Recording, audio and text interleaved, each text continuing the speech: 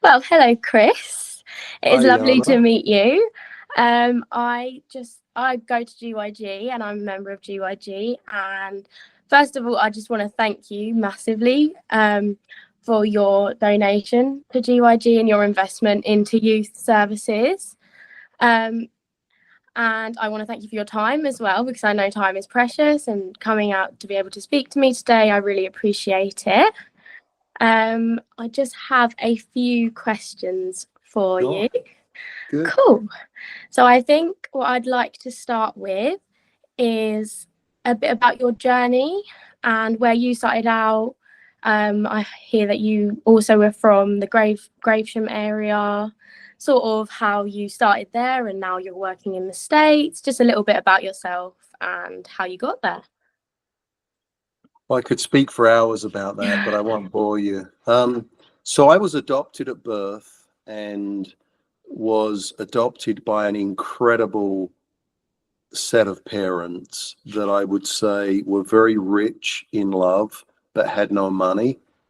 And I grew up in a council estate in Boucher Drive, which is right in the middle of sort of Northfleet, and really experienced a pretty interesting growing up. I will say we were never hungry, but we didn't have very much. My mum never had a driving license, never ever drove a car. I never saw my dad own a new car. And, we were poor and had literally nothing. My dad was a door to door insurance agent. So he went door to door. And in fact, one very small story that sort of sets the stage is that when I had started to work and be successful, I actually took my dad into Burton's in Gravesend. I don't know if it's still there. And I told him that I was going to buy a suit. And what I didn't tell him was that I was going to buy him a suit.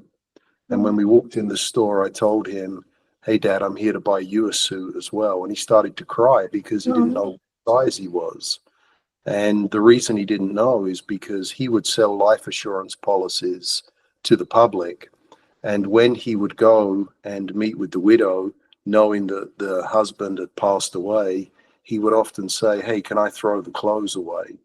And he would take those clothes and actually wear them. So I never saw my dad in new clothes. Oh. And he never really owned a new suit until I bought him one. My mum would send me to the local store and get dog bones.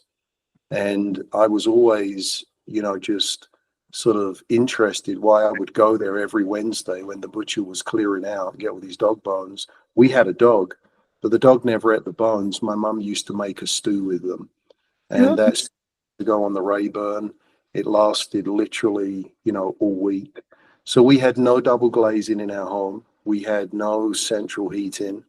My dad was one of the first people to buy his council home back from the council. When I was quite young, about 7 or 8 years old, my dad basically had a nervous breakdown and couldn't work for a while, and that put us in a very difficult position. And, I grew up in that environment, went to Shears Green School.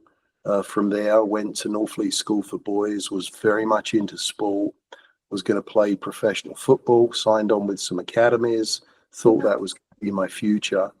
And, we didn't have anything, but we always had a meal. My mom always provided a meal. We never went hungry.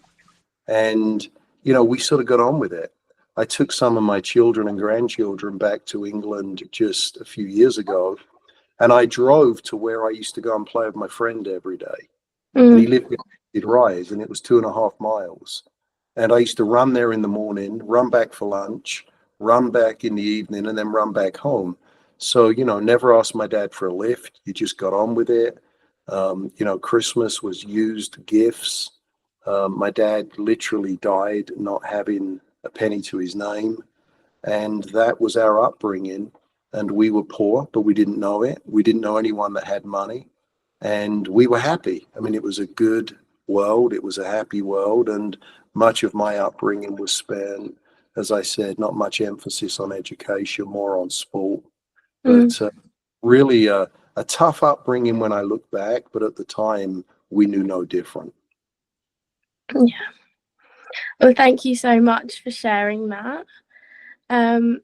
sort of want to dive into how did you make that jump from that to starting a business, and maybe tell us a little bit about your business and where you went, because obviously you mentioned that you were more into sports rather than education, and I know for a lot of young people they feel the only way to be successful is through education. So maybe if you could talk a little bit about how you started that, and maybe tell us a bit about your business as well. Sure. So I think that, you know, when I was younger, we never had pocket money. I mean, there wasn't such a thing as you got handouts, and you had to work. So I started working at a young age. I started a little bike business when I was about 7 years old. I used to walk up and down the back alleys of the council homes and see all these old rusty bicycles in the backyard. And I would ask the person whether I could throw them out for them, and ended up taking the parts and stripping them down and de-rusting them and selling them. I did an egg round, I did a paper round. We had a car cleaning business, a painting business. I mean, if you wanted money in those days, you had to work. Yeah. And I always worked, you know, and always found something to do. I worked in a fish and chip shop that's still there in Northfleet. I went door to door. I worked in the markets. I sold dresses door to door, of all things. And, you know, because there was no money, that was how you survived. Yeah. And we had to sort of find our own way. If you wanted football boots, you found the money for them. I never had new football boots. I was playing football for Gravesham in used football boots. And I never had new football boots until I was probably 14, 15 years old. So, you know, I always worked. And to be honest, Jana, I was never really satisfied with how life was. Yeah. And I was very driven, very disciplined as an individual. I knew that there was a better way. And my mum and dad, which were just wonderful parents, and both of them worked, so they were always out of the home. I mean, their encouragement to me was do better than we've done, and, you know, go live your dream. They never stopped me. They encouraged me. So I was very driven, got into the workplace very young. I served an LDS mission for my church for 18 months. I went off to France and then Reunion Island. And then I started in the tissue industry. And I learned very quickly, I started with Bowater Scott, and I started as a sales representative, that I needed an education. So I actually ended up getting my bachelor's degree and an MBA. I got a master's where no one had them.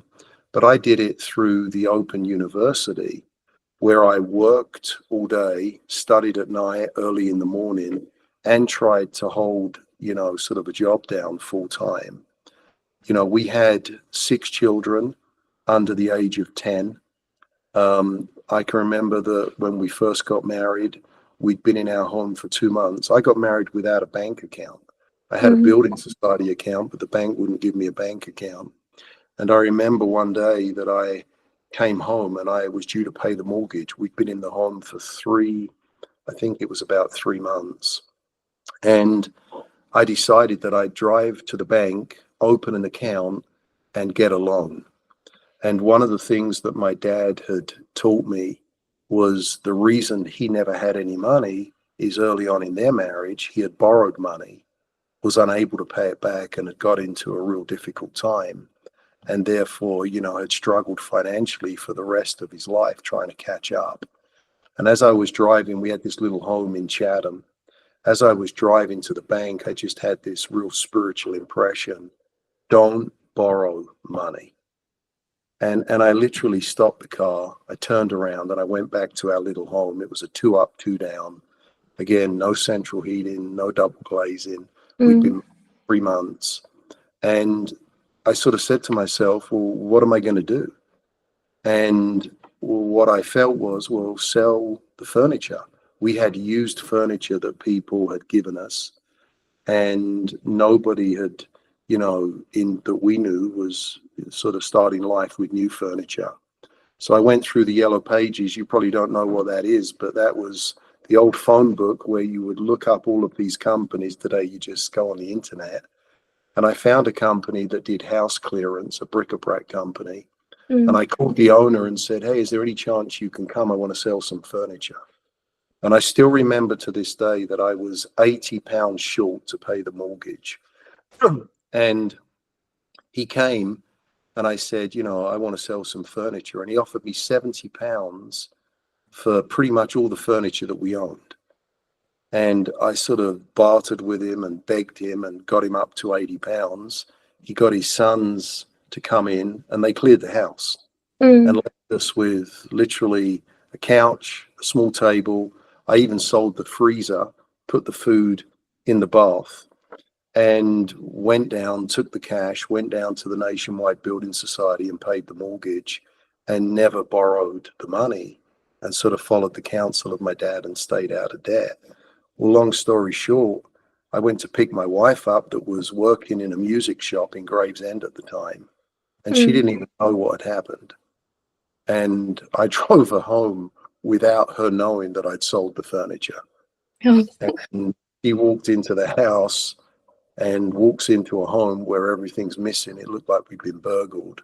Oh no. And, you know, her reaction was, well, I never liked it anyway. And we just got on with life. So, you know, I went through the paper industry, spent a lot of time in the paper industry, went into the apparel industry. You know, today I'm in lots of different businesses. I'm an investor in about 113 different businesses. Wow.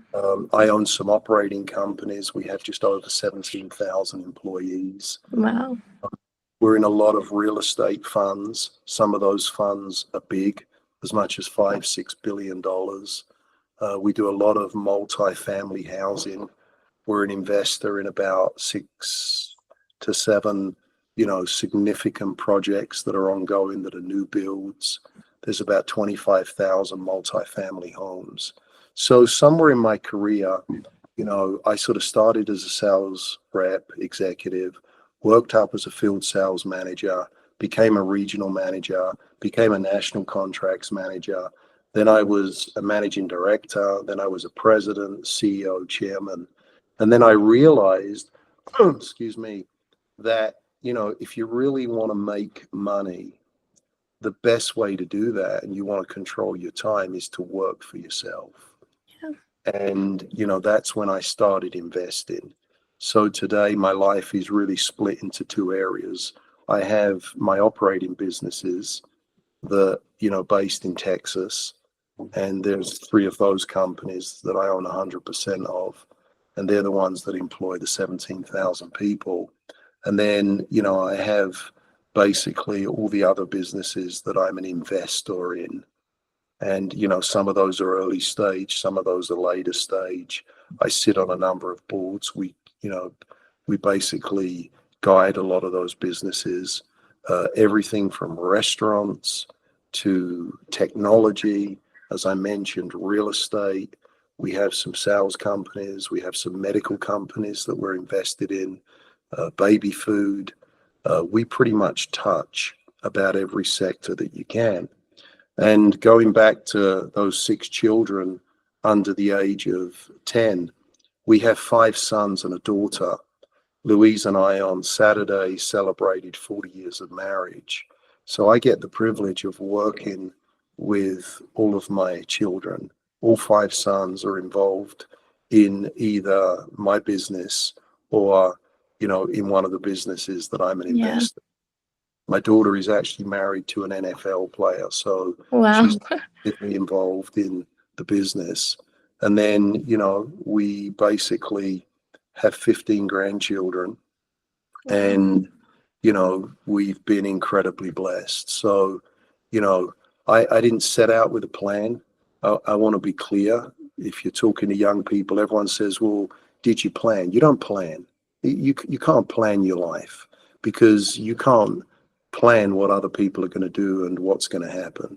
So my advice is, you work hard, you stay disciplined, you stay focused, you get the best education you can, you be very disciplined in how you manage money and how you spend, you avoid as much debt as possible, and opportunities will come, and you will know which opportunities are right, you'll know which ones are wrong. You'll often get it wrong. You're going to make a lot of mistakes along the way. It's not a case of will you make a mistake. It's a case of when you make a mistake and how you deal with it. But ultimately, if you can get to the point where you control your own destiny, it gives you the freedom to be able to do what you want to do. And today, I have that freedom. I'm able to work with people I want to work with. I invest in things I want to invest in. I employ people I want to employ. And I'm able to sort of control my own destiny that way. Mm. Wow. Well, firstly, I just want to say thank you for sharing your story. And I think a lot of the stuff that you said about through what you've been through growing up, a lot of the young people in gig that are there can relate to and pick out parts of your story that they can relate to, especially growing up in Gravesend as well. They've probably seen a lot of the same things, and I think your story will be really, really inspiring for other young people to hear. And I think also sort of what you were saying about the relationships that you were surrounded with, it seems you were around a lot of good people who really loved you and believed in you, and not everyone has that. And I think that's also why I hold GYG really close to my heart, because it really is a place, if you don't have anyone, that there are people that will uplift you and inspire you and support you. So I think that's really shown to me through what you've been saying. Leading on from that, I just wanted to ask, what inspired you personally to donate to GYG? So Jackie, she forced me. No, I've always been a great believer. And again, everyone has their own reason to exist. Okay, what is your why? I always say, what's your why? And everyone has to know their why. And and if you know your why, it helps you come through the challenges, the trials, the difficulties. Yeah. But it also reminds you why you are where you are. And I have a very strong belief in God.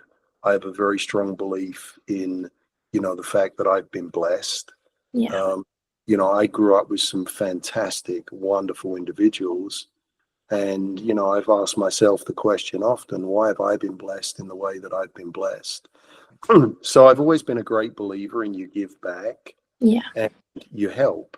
And one of the things that really inspired me with gig, excuse me, is the I realized very early on that it wasn't about the shows, it wasn't about the performances, it wasn't about what happened at the Woodfield Halls. There's a process, there's something that gig does. It takes people that have come from troubled circumstance, or it takes people that feel that they lack confidence, or it takes people that feel that they're never going to be something. And it educates them, and it gives them opportunities, and it builds their confidence.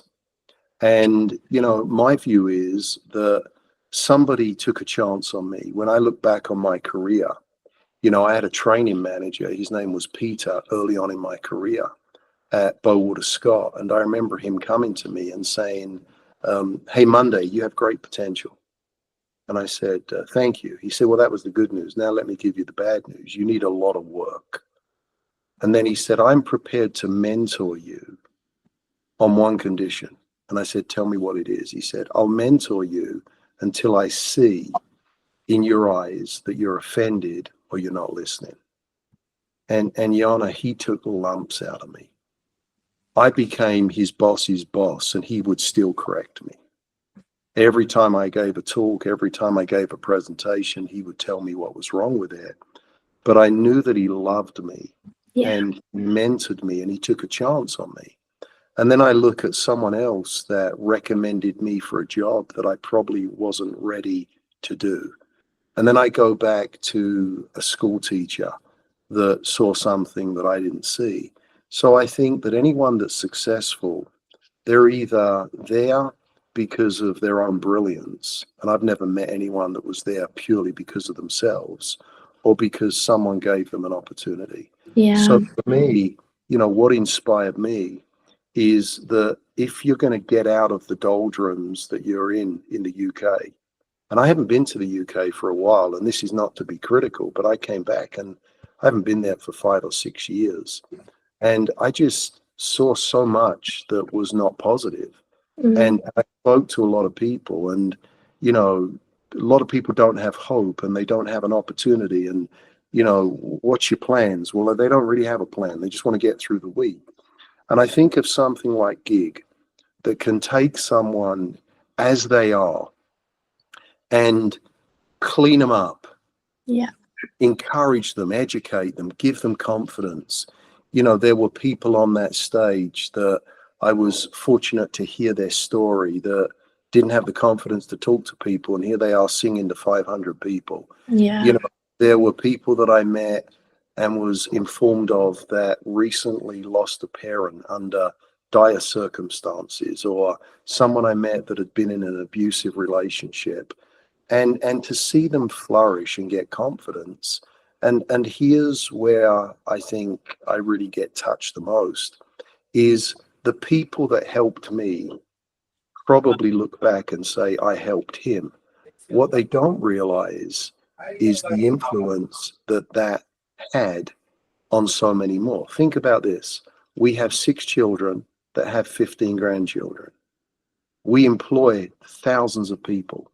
Those thousands of people have families that will have families that have families.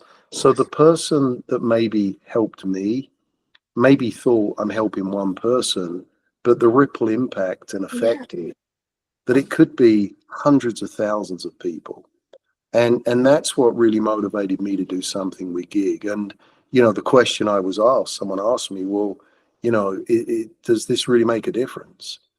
Well, if it makes a difference to one person, a Jana, whoever it is, that goes on and does good, and I can tell that you're someone that will, that can affect thousands of people. Yeah. And I think that that's, you know, what really motivated me. And then secondly, I talk about this often.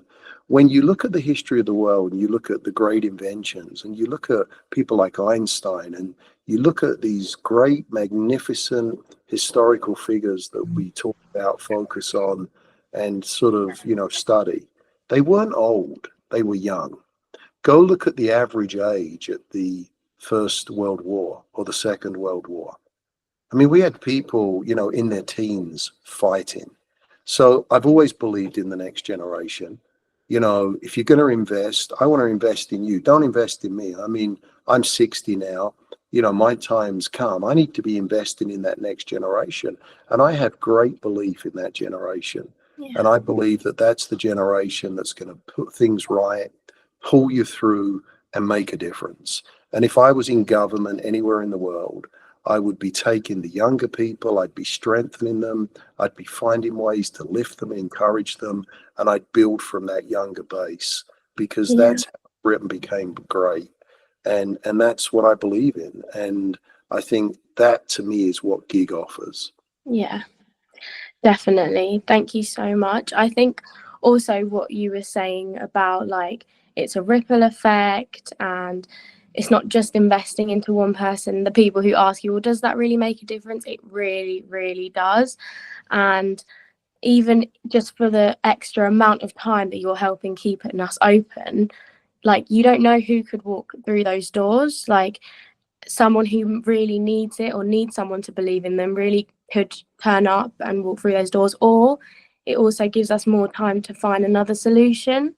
Whereas if it just has to shut straight down, then that might not be possible. And it brings more people to see what we're doing and how important it is for young people. And I think that what you said there really, really stood out to me. Yeah. Also, sort of leading on from that question, if you could see one long-term impact from your donation, what would you hope it could be? I think you sort of covered it a little bit, but if there's anything else you wanted to add on that. I just think that, you know, never underestimate what an individual can do and how one person can impact millions of people. And that's for good and bad. I mean, think of the history of the world.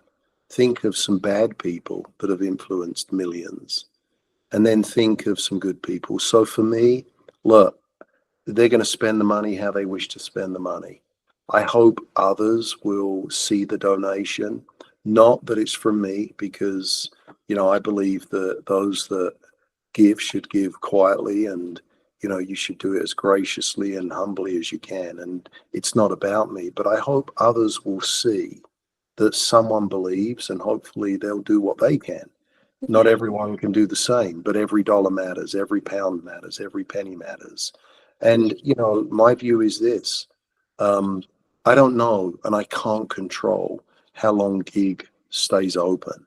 What I can control is it can do good all the time it is open. And if Yes. this touches a few lives, gives hope, lifts some people up, keeps someone employed. I mean, they were at the point of potentially laying some people off that had given their lives to this cause.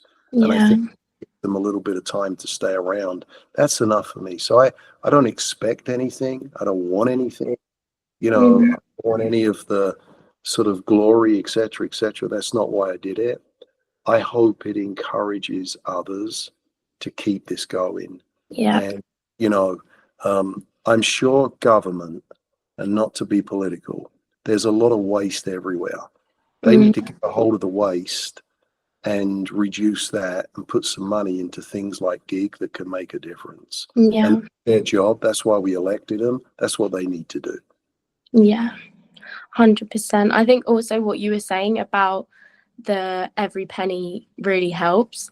Genuinely, we had a £1 scheme in Gravesham where we go out busking and say just £1 donation, like anything will help, because it really builds up. Like, even people who we know it's really tough times at the moment and people are struggling. If people could just scrape £1 to give to us, it could really make such a difference, because it all builds up. And it's not just an investment in the people at gig, it's an investment in like all the young people, and it's showing that what we do at gig is so important. And it's also young people knowing that people believe in them to do great things. And I think that's a really important thing that you also touched on. What advice would you give to young people who are struggling to find direction or confidence in life? One of the most blessed things were my parents were so encouraging. I never heard them say you can't. And, I think a lot of these young people, they have heard throughout their lives, you can't do that, or you won't do this. Number one, you don't have to settle for mediocrity. Number two, you dream dreams and you keep those dreams. Number three, you work hard and you stay disciplined. I mean, do whatever it takes that is moral and legal, pay the price. I often say that it's only in the dictionary that the word success comes before the word work. I mean, you got to work hard. People that I know that are successful work hard. Yeah. Nothing worthwhile is easy. And I think what we've got to instill in these young people is you can do what you want to do. You can be who you want to be. And there are things that control you, and there are things that you're in control of. And one of the shifts we have to make in our lives is to shift from being controlled to being in control. And when we're being controlled, it's society, it's what people are telling us, it's the naysayers, it's people saying, well, Jana, you can't do that, and you'll never be good enough for this. And look, this was good enough for your great-grandparents and your grandparents. Why isn't it good enough for you? And in a respectful way, you have to ignore those voices. And you have to listen to what you feel and what you believe.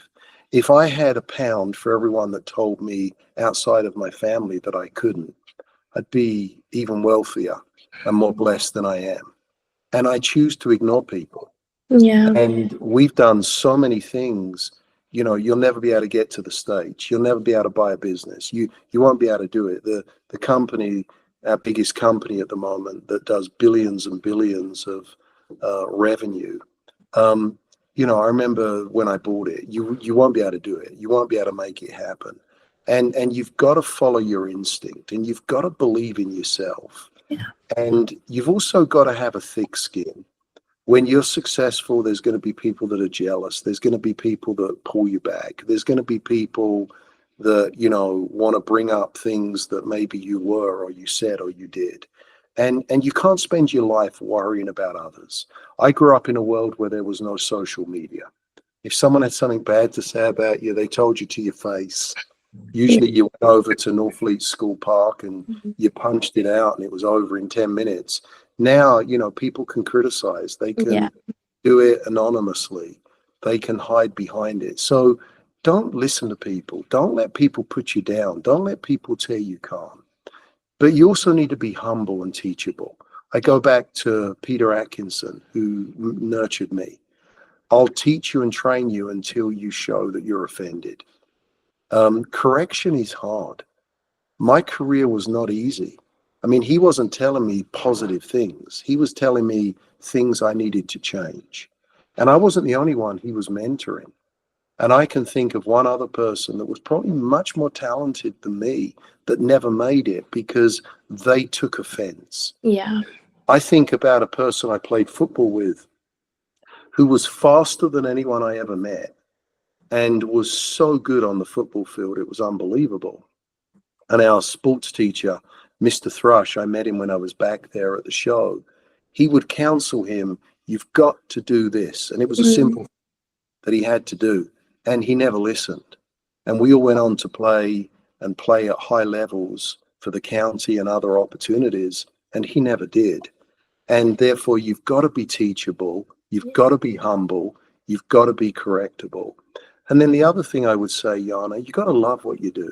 Yeah. My dad was a door-to-door, commission-only insurance agent in Gravesend. That's a tough job, selling life assurance to people that have no money. And he loved what he did. You got to get up every day and love it. And you don't find something you love. You love what you're doing. And everyone thinks, well, I got to find something I love. And I've got to find something that really motivates me. Well, that's not going to happen for a lot of people. What you have to do is be motivated and love the circumstance that you're in. And I can say that, you know, we have tough times. The economy is tough at the moment. We're going through lots of challenges in America. But I can't think of a day where there isn't something that motivates me or I love or I choose to do. I don't need to work now. I could stop tomorrow. I could have stopped many, many years ago when I sold some of my first businesses. I do it because I want to do it. So you've got to have a passion because that passion will drive you.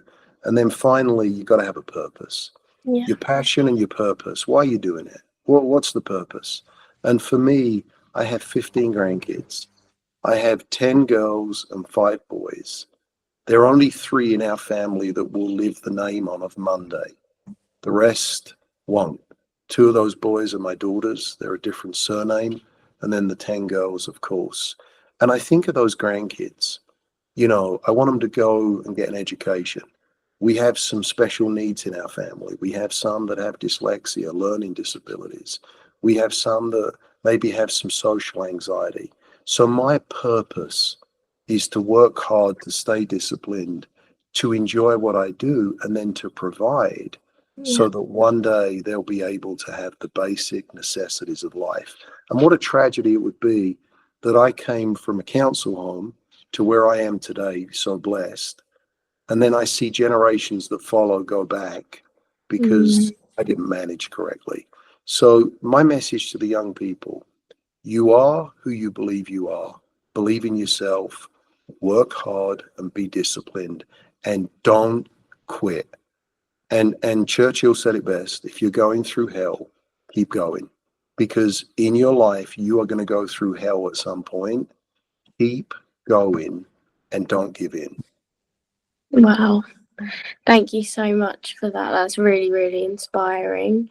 You've sort of answered my next question already, but just in case there's anything else, are there any specific mindsets or habits that have helped you overcome trying to find direction in life, like, or that you could share with young people to help them overcome like a specific mindset? And also, leading off of what you were saying about being teachable, I think that's very important.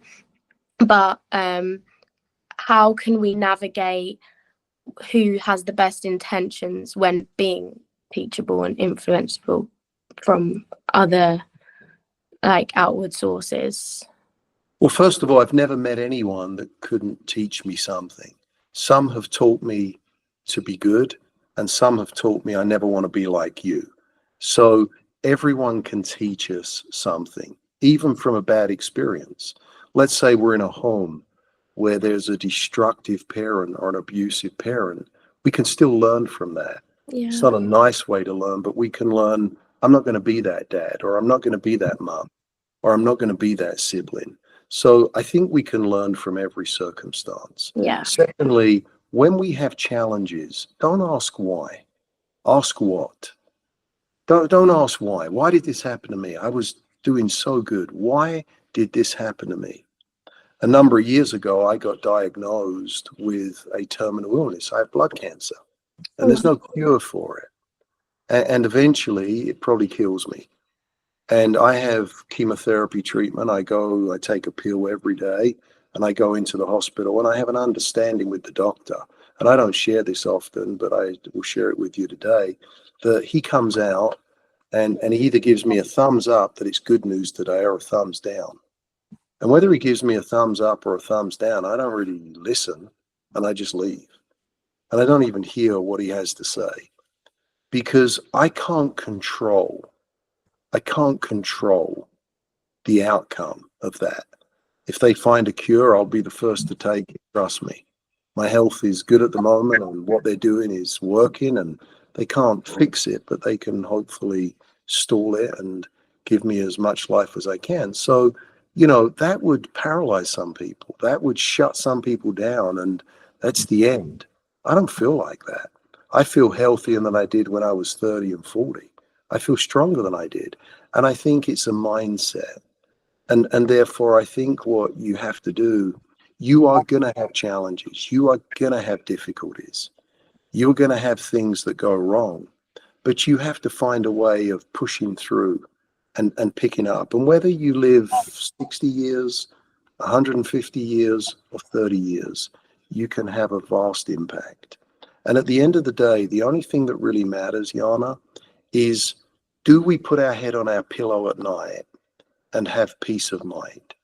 Because the one thing we can't do is we can't kid ourselves. We can kid other people. We can pretend to be happy and fool other people. But happiness is an inner thing. And the one thing that you have to focus on is, what do you control and what do you not control? Yeah. And here's my advice on that. Everyone tries to manage what you can't control. I can't control my cancer. What I can control is how I feel about it, my attitude towards it, and how much I let it impact me. I can't control certain things. I can't control the behavior of people around me, but I can control how I behave towards them. Yeah. And I think if you focus on the things you control and you keep that positive attitude, it will bless you, it will strengthen you, it will help you, and it will pull you through those dark times. And you have to have dark to appreciate light. Yeah. And when I look back on my career, we could spend hours on the things that went wrong and the tough times, and there were many of them. I mean, with 15 grandkids, things aren't easy, and 6 children, and they all have their journey, and some have had a different journey to others.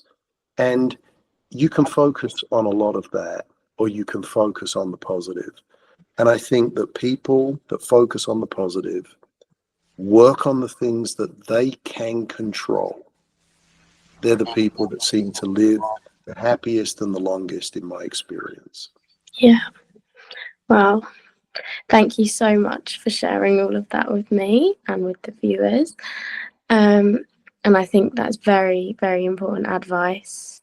Definitely. I actually had someone recently say to me, when I had a bit of a hiccup, can you control it right now? And if you can't, put it to the back of your head, focus on what you can control, because life goes on and you have to keep going on. And I think also a lot of us at GYG have demonstrated that with how we have been trying to keep it open and advocating for it. So we're going to do our best to try and keep it open. And thank you so much for being so open, because I think your story is really going to help a lot of young people and touch a lot of young people's hearts, and also people who might be able to help us as well, for them to hear and think, maybe what can I do to help? Just the smallest thing to do their bit, I think is really, really, really inspiring. Also, just a bit off the interview questions, but everyone at GYG is so grateful for what you've done for us, and we'd actually wonder if you'd fancy coming and actually visiting again and being able to speak to everyone in person. And I think it'd be very inspiring for a lot of people. But yeah, we just wanted to invite you to see if you'd want to come and see all of us and talk to us in person at some point, if we could arrange something like that. Two things. I would love to, and be very happy to. And, I've already spoken to Louise and said, we need to go back, and would love to meet more people, speak to more people, and help in any way that I can. And my mind's working on some ideas and some thoughts, so I'd be very, very happy to do that. Oh wow, I'm really, really happy to hear that. Yeah, I think a lot of people would love to speak to you and for you to come and see what we do and what we get up to and everything like that. So that would be really, really great. Thank you so much for that.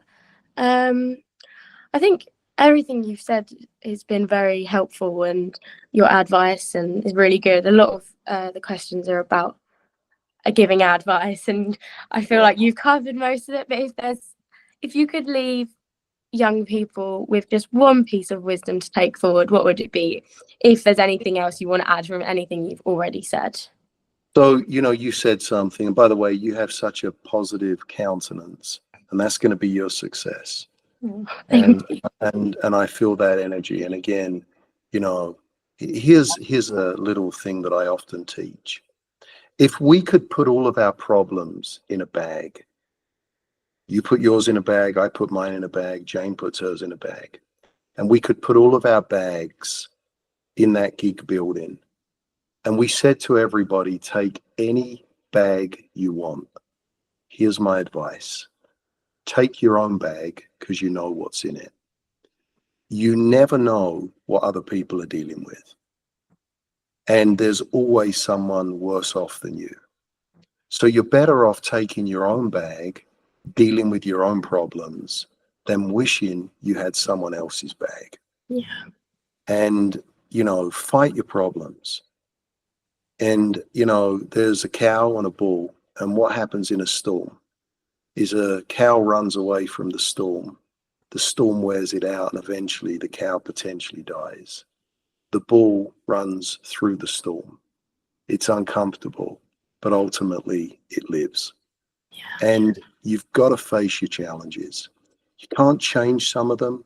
You can't change what happened in the past, but you can deal with it, and you can bury it, and you can put it right. And don't be a victim to your own soul, and don't spend too much time looking back. I find it interesting that our feet and our head face in the same direction, and it's forward. And I've never met anybody that had the ability to turn their head 90 degrees and look completely behind them. And I think there's a message there. We are to go forward, and we are to look forward, and we are to make sure that we progress forward. And that's what we need to do. What you are and what happened has been. Now create something great that you can be proud of, and just go forward. And that's my message. And I see that in some of those young people that I met. I think, wow, you're dealing with your problems and you're moving forward. And success isn't about money. It's about you feeling that you fulfilled your potential in life. That's the ultimate goal. The ultimate goal is not how much money did you make or how wealthy are you. It's, did you do the best you could with the talents that you were blessed with? Yeah. That's the key. Wow. So Thank keep you. your positive countenance. It's working. Thank you so much for sharing that.